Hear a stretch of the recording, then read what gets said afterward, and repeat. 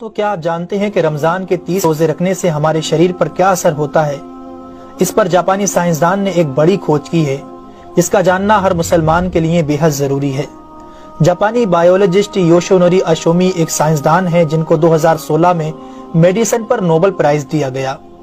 ان سے جب پوچھا گیا کہ آپ نے کون سی ایسی چیز بنائی ہے جس کی بنا پر آپ کو دنیا کا سب سے بڑا انعام نوبل پرائز دیا جا رہا ہے، تو انہوں نے کہا تھا کہ میں نے کینسر کی ممکنہ دوا کھوج لی ہے، اور اس بات پر دنیا نے بڑے پر انداز میں ان کی کاوش کو سراہا اور مبارکباد دی گئی۔ اس کے بعد ڈاکٹر یوشینوری اشومی نے کہا کہ میں نے کینسر کی دوا نہیں بلکہ کینسر سے بچاؤ کا حل تلاش کر لیا ہے۔ تو لوگوں نے ان سے پوچھا کہ بتائیے ایسا کیا کیا جائے کہ کینسر جیسے خطرناک مرض سے بچا جا سکے؟ تو انہوں نے کہا کہ جب ہم بھوکا رہتے ہیں تو ہماری باڈی میں موجود غذائیت ختم ہونے لگتی ہے، جس کی وجہ سے جسم بھوک محسوس کرتا ہے۔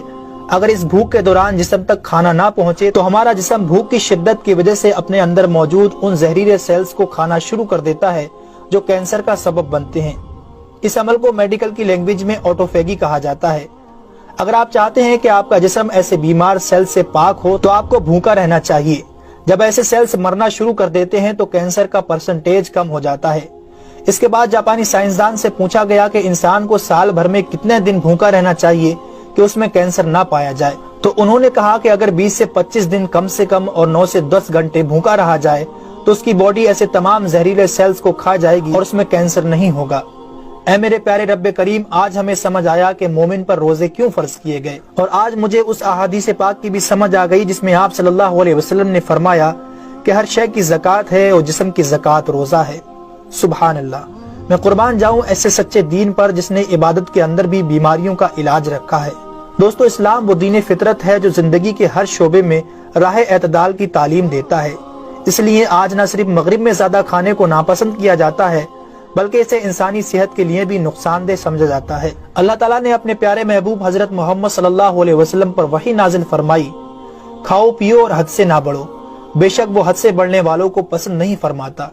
اس کے علاوہ حضرت ابو ہریرہ رضی اللہ تعالیٰ عنہ سے روایت ہے کہ رسول اکرم صلی اللہ علیہ وسلم نے ارشاد فرمایا، کھاؤ پیو اور پہنو اور خیرات کرو بغیر فضول خرچی اور تکبر کیے۔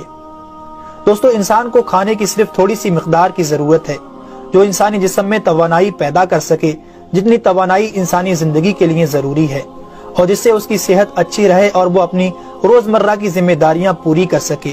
انسانی جسم کو جتنا کھانے کی ضرورت ہے اس سے زیادہ جسم میں داخل ہونے والا کھانا چربی بن جاتا ہے، جس کی وجہ سے انسان کا جسم بڑھ جاتا ہے، اس کی رفتار سست ہو جاتی ہے اور وہ بہت زیادہ تھکن محسوس کرنے لگتا ہے۔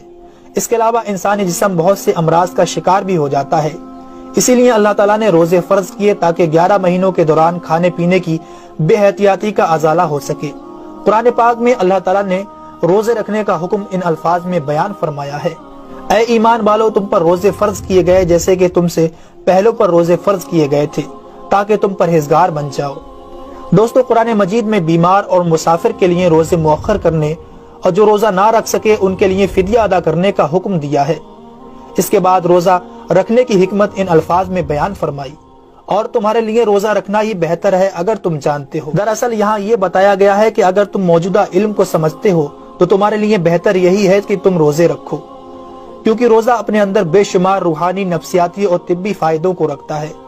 روزے کی طبی افادیت کی طرف نہایت مختصر مگر جامع اشارہ نبی اکرم صلی اللہ علیہ وسلم نے ان الفاظوں میں بیان فرمایا، روزے رکھو اور تندرست ہو جاؤ۔ اللہ رب العالمین ہم سب کو اس مہینے میں زیادہ سے زیادہ نیکیاں کرنے اور سارے روزے رکھنے کی توفیق عطا فرمائے، آمین ثم آمین۔ تو کیا آپ جانتے ہیں کہ رمضان کے